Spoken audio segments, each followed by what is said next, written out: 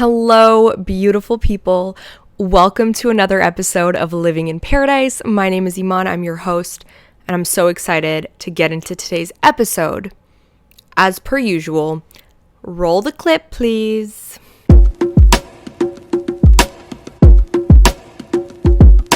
First of all, I just need to say that I feel like I'm really channeling like my teacher core here, because this bun, glasses, even this shirt, it's giving such teacher vibes, you know?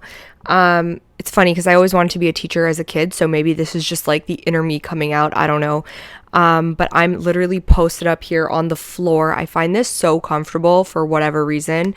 And I'm so ready to dive into today's topic because I have so much to share when it comes to this topic. What is today's topic, you ask? None other than friendship. Yes, that is a very large theme, friendship. And I'm going to be diving into so many different aspects of friendship. I feel like I have a lot of experience in this area. My friendship history is a little bit like all over the place. I've had best friends, I've had breakups, I've had squads, I've had makeups. Like, I don't know, I just have had a lot of experience with friends, positive and negative.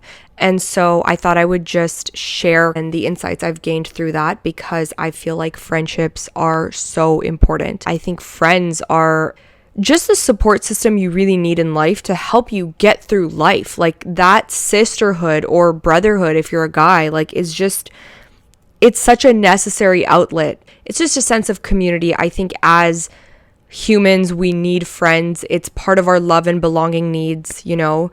Community, friendships, all that stuff is so important. And I think friendships particularly are very interesting relationships because there is no sense of obligation. So yeah, friendships are special. We all know why. But I've also heard I've heard from a lot of people that they've struggled to make friends throughout their lives, or they don't have many friends, or maybe they've gone through some sort of like friend breakup and after that they've never like really recovered from it or whatnot. And I also do think that in this space of development and healing, people talk a lot about relationships and attachment styles to like romantic relationships and romantic partners, but those attachment styles can also be applied to friendships as well. And I don't think enough people talk about friendships and all that come with that. So I decided to make an episode about friends and friendships because they're just so cool and so important.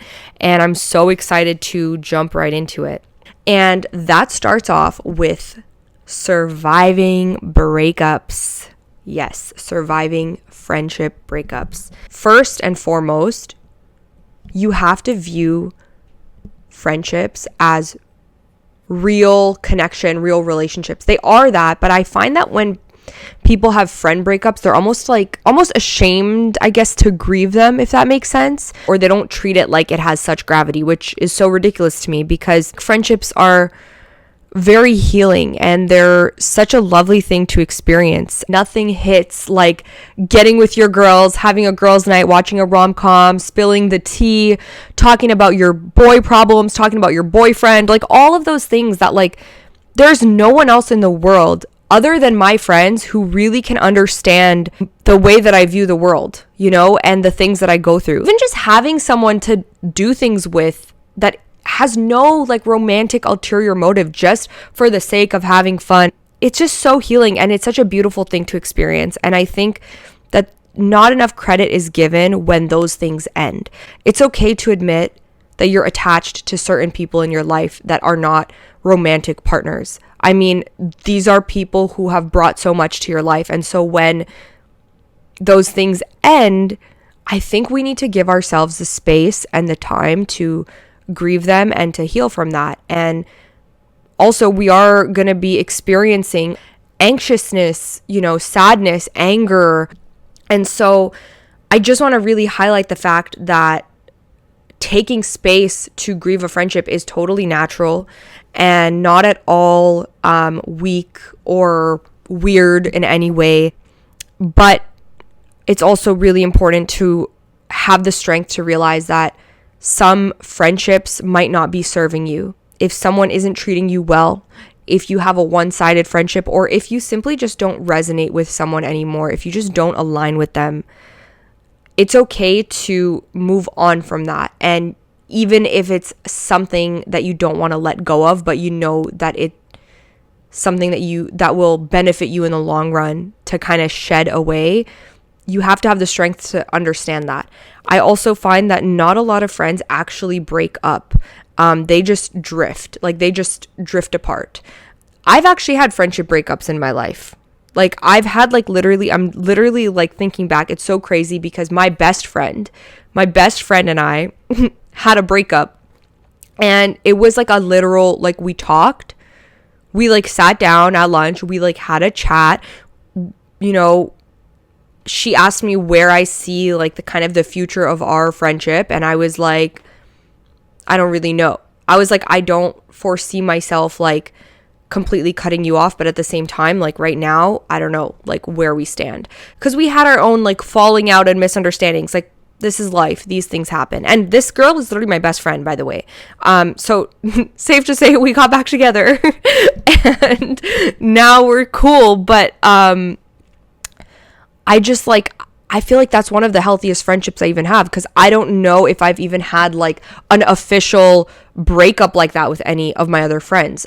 Any other friend that I've had and that I've lost has either been someone who've just drifted from my life, or like kind of had like an unpleasant confrontation, and that's kind of how the falling out has happened, you know? The whole point of all I'm trying to say is that we need to give our friendships the credit where it's due, and allow ourselves to feel the feelings that come with not only being attached to a friend, but also like letting go and grieving them, because it's totally normal and it's totally healthy. But I think more importantly, I want to talk about what not to do when you're going through a friend breakup. And this is directly related to the things that I did when I was in a space where I felt like I had no friends. So just to bring it back a little bit, this was probably a couple years ago, maybe 3-4 years ago. I had a falling out with my friend group. Okay. And this was my people. These were the people that I felt like, this is my squad. These are my friends forever, etc., etc. And we all like just had a falling out. So in that time in my life, I felt very alone. I felt like I had no friends, because I felt like I lost the people that like I really like let in.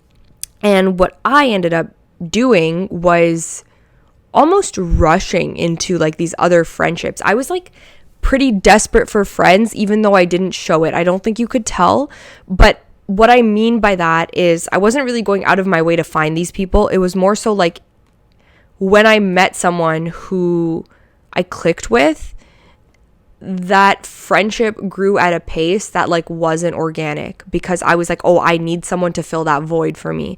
And the thing is, those people were just as desperate as I was. That's why the friendship grew so much, because I made friends with other people who felt like they didn't have friends. We got really close in a really short amount of time.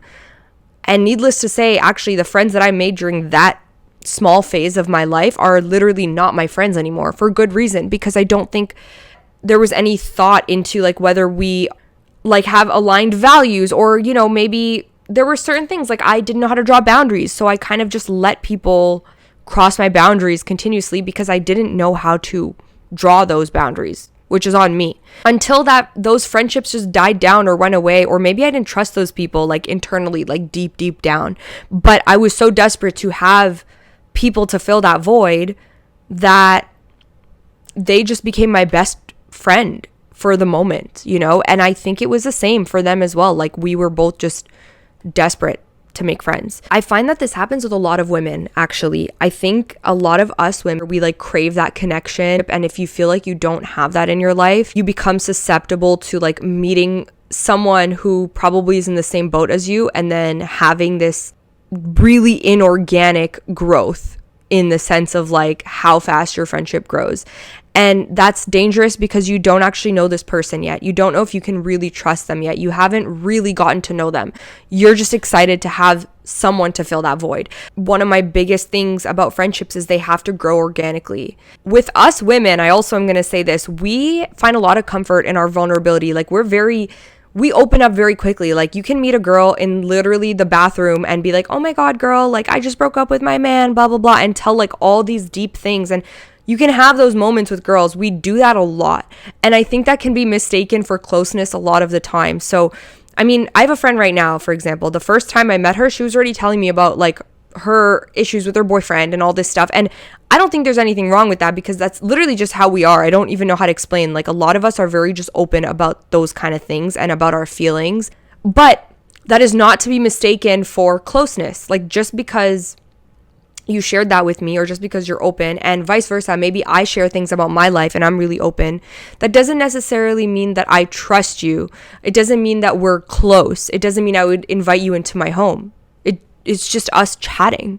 A lot of women are very quick to share things about their lives and spill that tea. And maybe that's actually rooted in this like deeper desire for that female friendship. Maybe that's why we do that. I don't know. But regardless, I don't think that should be mistaken for trusting someone or for letting them into every aspect of your life, because that can end really horribly. Like, you really have to get to know someone before there's levels, right? Like, there's levels to those friendships. Friends are the people that you can just be yourself with, that you can trust with no hesitation, that you could just kick back, like, no pressure. Like, you want to be around people where there's no pressure to do anything, to be anything. Like, you can just be yourself.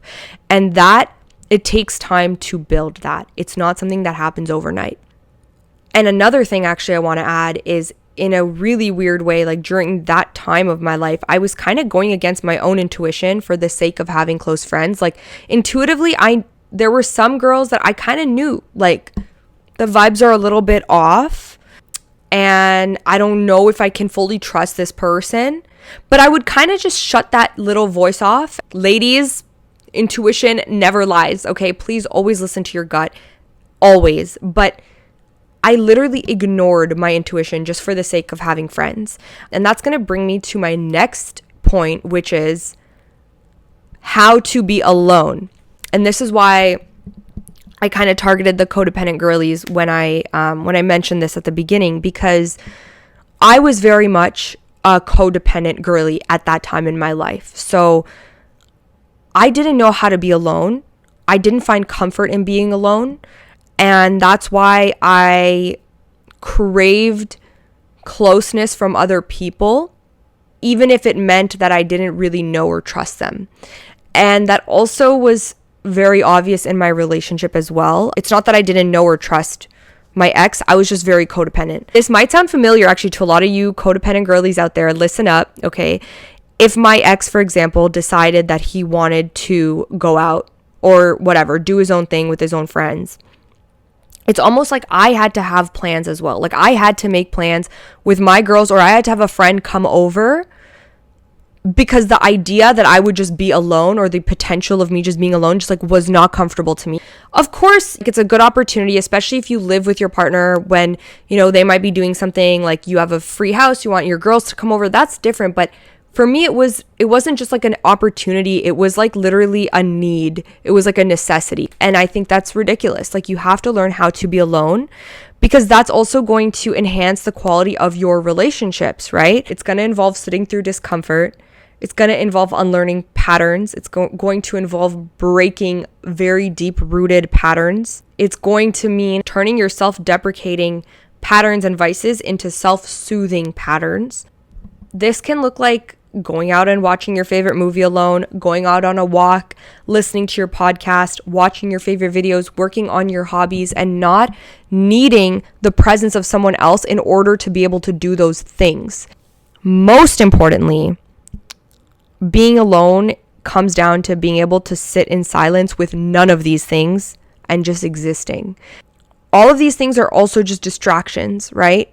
If you have the ability to just shut everything off and just exist alone in your own energy, you're making big strides in life. And that actually is pretty much meditation. I actually want to do an entire episode on meditation, because I think it's just the best thing to do for yourself. Having the ability to just sit in your own energy and not have to have other people constantly around you in order to just get things done.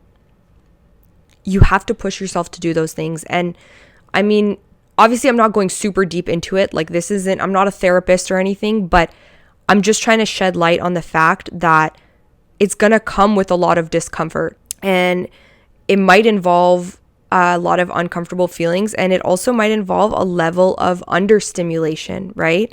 So just being able to shut up, refrain from calling your friends, refrain from calling your boyfriend, and just experiencing you for everything that you are, alone in your glory.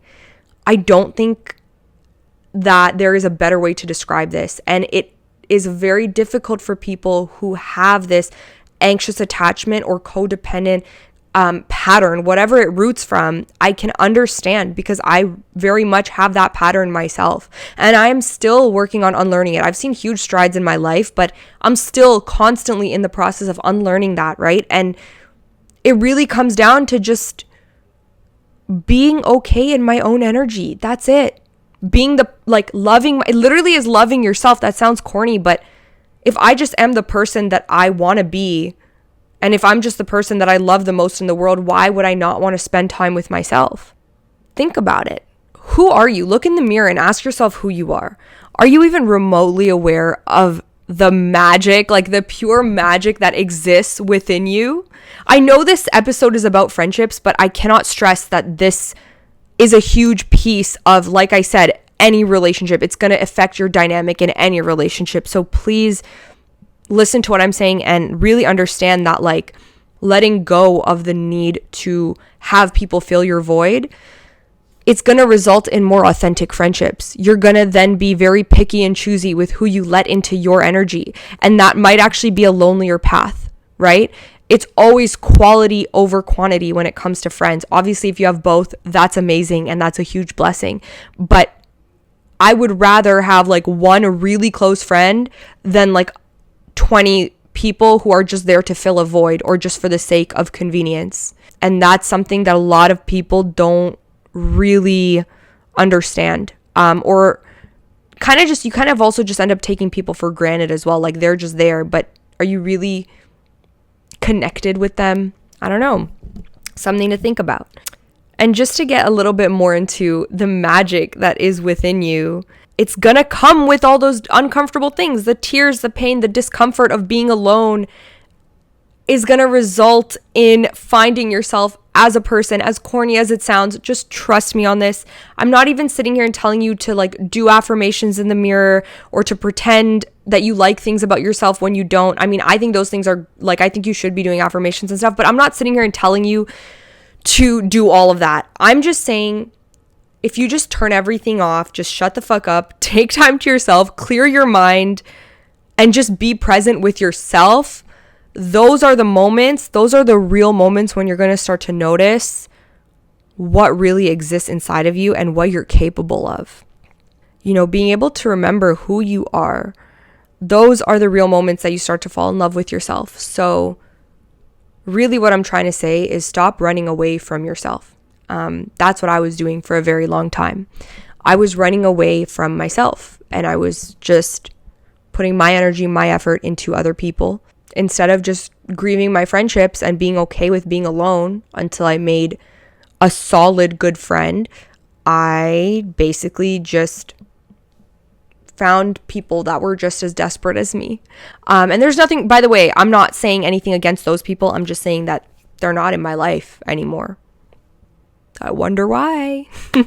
Anyway, so now that we've discussed being whole and content within yourself, let's talk about the more fun stuff, okay? And that is going to be how to make friends. Let's talk about making friends. I think this is a more exciting part of this episode for sure. But if you're going through a friend breakup, if you feel like you're alone, that first part of this episode that I just talked about is going to be like the most important thing. That's like the first step. And then the magic on the other side that ensues is the ability to make really good, genuine, lasting friendships. Yes, we don't want to be desperate. We don't want to force friendships. We want to let them happen organically. However, it doesn't mean that you can't put yourself out there to make new friends. There's literally nothing wrong with putting yourself out there. It's kind of similar to like going on a first date. There's nothing wrong with going on dates. It doesn't mean that the people you go on dates with are going to be the ones that you marry, but you're putting yourself out there. You're getting to know people, and you can and should do the same thing when it comes to friendships. Don't let the first friend that walks your way or the first nice person be your bestest friend forever, and now you're going to trust them with your life, only to later down the road realize that, hey, maybe this wasn't really that person that I even trust. But you should put yourself out there and get to know people in a capacity that makes sense. So for example, I actually met this girl once. This was maybe like 2 years ago, and she really wanted to be my friend. Like, I could tell. I was actually flattered because she thought I was really cool and whatever. And the prospect of new friends is always very exciting to me. I think I'm very open to just making connections with people. Although, with that being said, I definitely have phases where I genuinely don't feel the need to add people to my life as well. So I was kind of going through that type of phase when I met this girl, okay? We met like at a party or something, and I was kind of in this phase of like, I didn't really have a need to add people to my life. I was kind of happy with where I was at. And if anything, I was really busy as well. And I didn't even want to add someone to my life. But she really wanted to be my friend. I felt flattered by that. And we actually went to hot yoga together because she invited me one day. She like messaged me. She's like, hey girl, like I think we should hang out. Like I go to this hot yoga class. Do you want to come with me? It's down the street, whatever. And I was like, yeah, like I'm totally down. Let's do it. And that was it. We didn't become best friends. It was super chill. It was great. Who knows? I might even hang out with her again one day. I was actually thinking about her recently because why not? I thought she was a really chill person, but I don't know her well enough to sit here and say like, oh my God, like I trust her with my life. At the same time, because I was going through this phase where I was like, I don't really care to let people in right now. I just don't think that really went anywhere. It didn't grow, and that's okay. We went for hot yoga and that was about it. And that's what I mean by putting yourself out there. I actually thought it was very admirable for someone to extend that to me, even though we were just getting to know each other. You know what I mean? But that's how you get to know people. I definitely think she's chill. I could see myself reaching out to her again, but I don't know. It just hasn't happened. Whatever. And actually just recently, here's another good example. Just recently, I feel like I've made a really good friend. Actually a couple really good friends. And this is through my work. So I made some friends at work who, again, at first it was always very nice. Like, you know how it is with us girls, like you start chatting and you're like, oh, you look really cute today, or like, I like your outfit or whatever. And then it doesn't necessarily mean anything. So for months, like nothing really happened with that. Like they were just more so acquaintances. But that friendship, like it grew organically. And then you find shared interests, and it's like we should go to the gym together. And yeah, it's just exciting. Like I literally genuinely get excited about new friendships the same way that like when I meet a boy and I'm like, oh, I'm just like in the beginning phase with this guy, or I'm talking to this guy, or we're dating, that same excitement. It's like, it's not butterflies, obviously, when it comes to friends. Like, it's not like I have butterflies in my stomach, but I'm like excited. I'm just like, oh my God, a new person. And like, we're having a lot of fun together. Feels cringy to admit almost that like I'm excited about new friends, but like, I just think that's life. Like it's natural to feel that way. Just to go back to what I was saying about making friends. Right now, the space of life I'm in is that I'm happy to include more friendships in my life, right? Whereas when I met that girl who I went to hot yoga with, I was in a different space altogether, like mentally. And so if you're looking to make friends and you're putting yourself out there, it's also really important to remember that there are some people who maybe just don't have the space for that. Maybe they're just busy or whatever the case is, and they don't have the capacity to pour into any sort of new friendships. Or maybe they only have the capacity for a very like relaxed friendship. So with that, the hot yoga girl, like I had the capacity to go to hot yoga with her that one day, but that was about it. I didn't put too much effort into like maintaining that because I wasn't in the space in life where I had it in me. I know that some people are out there really looking for a best friend and looking for bestie vibes. Like literally, I know there's a lot of girls out there that are like, I don't have that one best friend, and like I'm just looking for a best friend. And you put yourself out there and it feels like people aren't reciprocating that, and you just have to remember that everyone's in a different stage in life. Whoever you are, whether you're the person who deeply wants that connection and wants to have that best friend, or maybe you're kind of just, you're not really in that stage, Just make sure that you are staying true to yourself and what you want and what you're looking for in a friendship. This was a work in progress for me for a while because I did find myself, at least especially during that stage in my life, I think people had more space for me in their life than I did for them. And I was finding it really hard to say no, because I felt like I didn't want to hurt their feelings and I didn't want it to seem like I don't think they're cool people or whatever. It's just like, I literally can't hang out. Like, I have other shit to do. That was kind of the mentality that I had at the time. And I really had to work on expressing that to people, creating my own boundaries without being afraid of offending.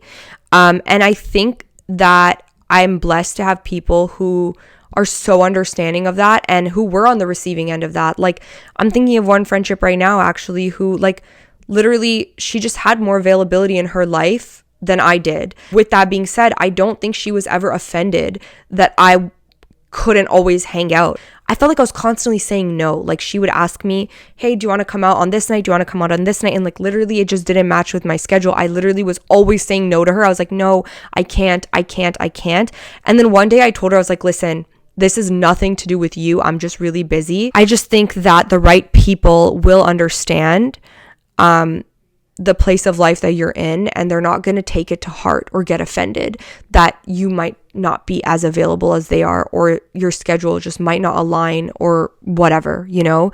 The right people will get it. So don't ever feel pushed or guilty for not being able to really pour into something. But at the same time, if it is feeling one-sided, then that's another thing too. Like, you don't want to also be in a friendship where you're pouring so much and the person is kind of just like dashing you to the side, right?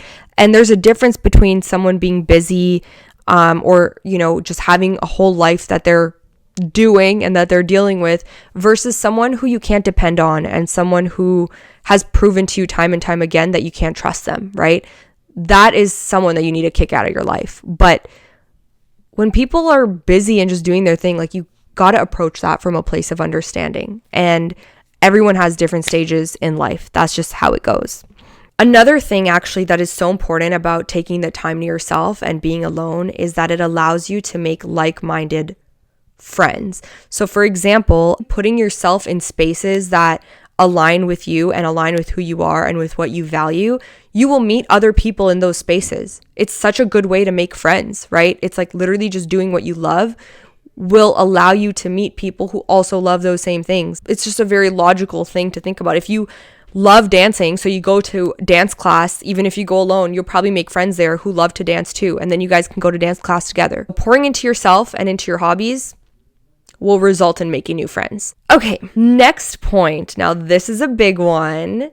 And this is the last point that I'm going to talk about in this episode, but managing and nurturing your existing friendships. Okay, so we've talked about breaking up, we've talked about making new friends, we've talked about grieving, being alone. But what about those friends in your life that already exist? They're there. How do you effectively manage and nurture an existing connection? Yes, you have to put effort into doing this, or at least thought into how you manage these friendships. So the very, very first point that I kind of touched on is understanding that within an existing friendship, there are ebbs and flows. In life, there are ebbs and flows. Sometimes you might be like, okay, so I don't know if you guys can relate to this, but I have people in my life who I feel like during certain stages of life, like I'm really close to them. And it'll be like months on end where it's like that person I'm like talking to, I'm seeing them every day, like we're super close. And then like life changes. Maybe I move or they move, or they get busy or I get busy, and I meet new people or they meet new people. And suddenly like we're not talking every day, right? Like now we're not in each other's lives as much as we were just a couple months ago. And that's just the ebb and flow of life and of friends. So being able to understand that is really important because it gives you a sense of security in your friendships. For example, my best friend and I, we don't talk every day.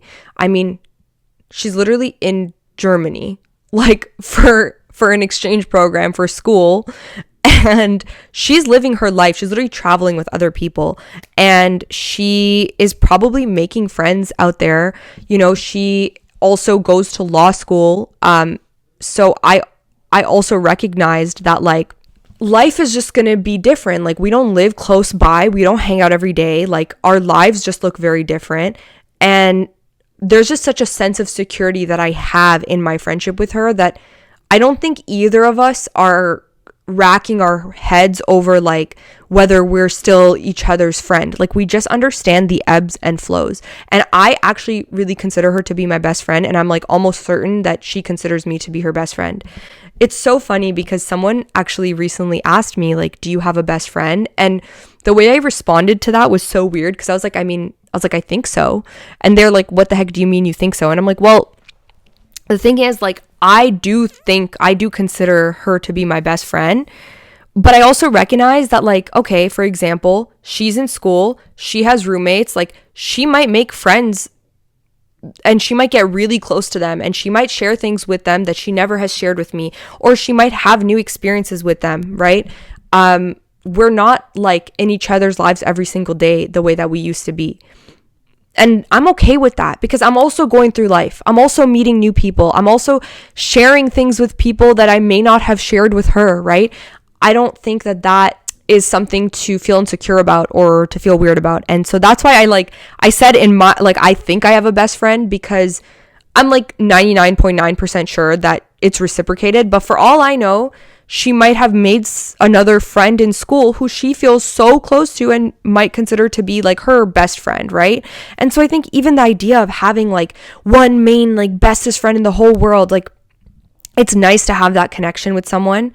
But at the same time, like I find that with a lot of female friendships, especially, like there's so much jealousy when it comes to that kind of stuff. And I think like if you just focus on yourself, like, and do your own thing and keep moving through life and making friends, like you're not going to be thinking about like, I don't know, whether your best friend has another best friend or who's best friend, or I don't know. Like, I mean, yeah, I think she's my best friend. I mean, if she's watching this, you know who you are.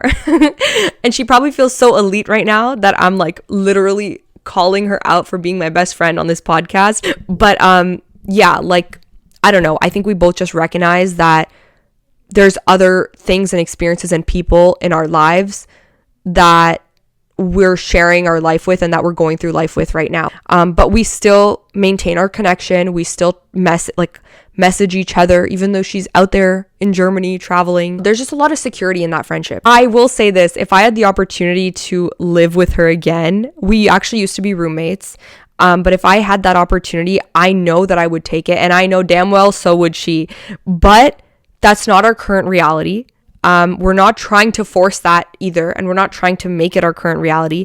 It's literally just the ebbs and flows. You know what I mean? And I think that goes for any friendship, whether it's your bestest friend in the world or whether it's an acquaintance. You just have to recognize the ebbs and flows. This is something that I actually learned very early on in my life through observing my mom's friendships. Being observant of the life of someone who's lived so many more years than I have has also made me learn about the connections that you make with people. So my mom has had many friendships throughout her life, and there are certain people in her life who I have personally seen ebb and flow in and out of her life, like since I was a kid. There were friends that she spoke with when I was a kid, and they kind of disappeared during certain phases, and then, you know, they've reconnected and become friends again, and it's literally just life. I mean, it's cool because I observed my mom's friendships, but I guess the point of what I'm trying to say is, like, if you're able to zoom out and look at things from an aerial perspective and realize, like, hey, it's not that deep. Like, if my friend is not hitting me up as much anymore, she's probably just busy.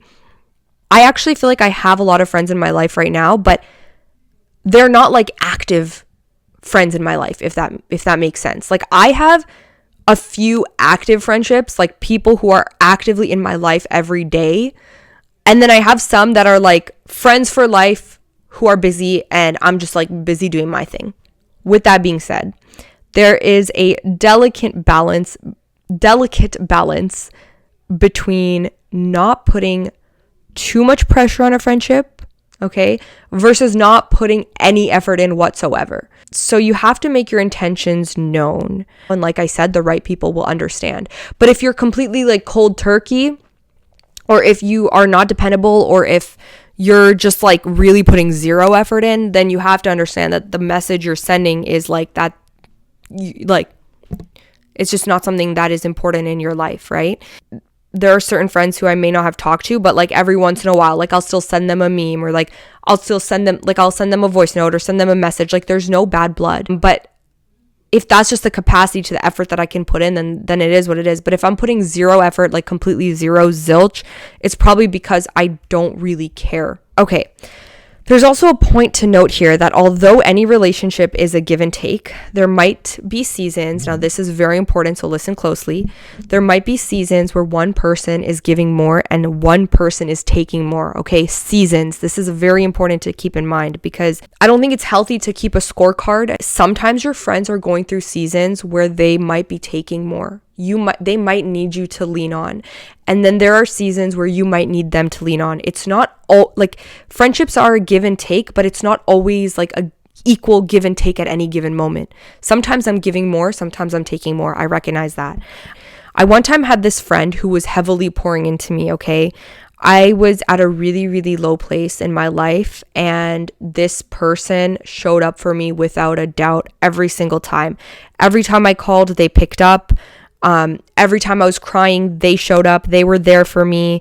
It's not like we were talking every single day, but on the days where I really needed someone, they were there, okay? They would show up, they'd pick up the call, they'd come pick me up from my house. Like, it was like someone that I really had to lean on during a really low time in my life. So in that relationship, I was taking more and they were giving a lot more of their energy. And it's so funny because kind of an overlap, like almost during that same time in my life, I had another friend who was leaning on me the same way. She would literally call me crying and ranting consistently, okay, about the same thing, because she was going through something and she was processing it. And I was able to consistently show up for her because I had someone to lean on as well. Someone was pouring into me as well. And it gave me the energy and the capacity to show up for someone else in that way. I remember, like, you know, my friend, she would even feel bad that she was constantly leaning on me. She's like, oh my God, I feel bad. Like, I'm always calling you with this stuff. I don't want you to feel like I'm dumping on you, this and that. And if I'm being completely honest, I really didn't care. Like, I was like, no, like, I'm here for you. You're my girl. Like, you call me if you need me. Like, there's literally no problem with that. Even if you call me 100 times in a row crying about the same shit, I'm here for you.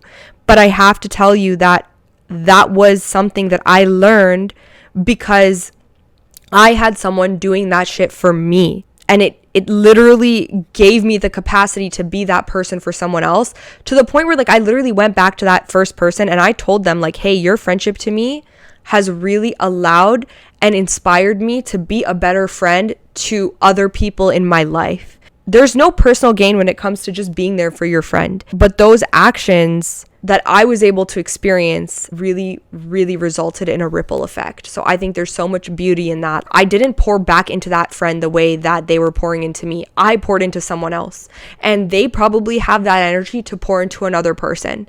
And that's why, like, it's so important to think about it, like, not necessarily as like an equal give and take at any given moment. It's like life just balances out. Life just finds a way. I think true friendship has nothing to do with personal gain. It's always about showing up for the people you love and holding space for them throughout their flaws, in their darkest times, and also being there for them and watching them grow and heal is just so important. Like, being there on the rainy days, you know, not only through the sunshine and the rainbows. That's what friendship's about.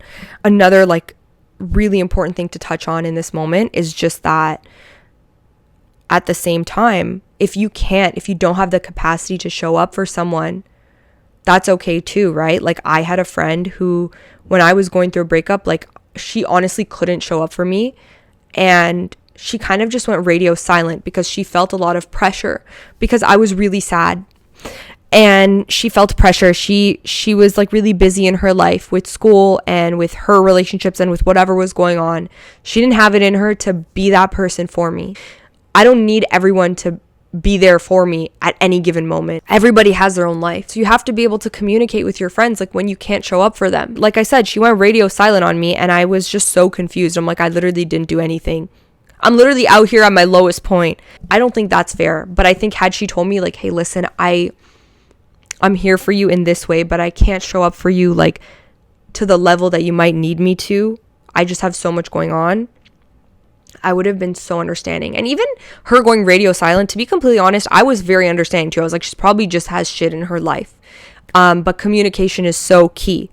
And this is my last point when it comes to nurturing and maintaining true friendships, is being able to communicate when you can't show up for someone, for example, or even when you have a problem. Being able to communicate when maybe that person crossed a boundary, or being able to draw a boundary, right? It is so important. Also being able to listen to that criticism, much like a romantic relationship. If someone does something you don't like, but you really love this person, they're a really good friend of yours, you should express that to them.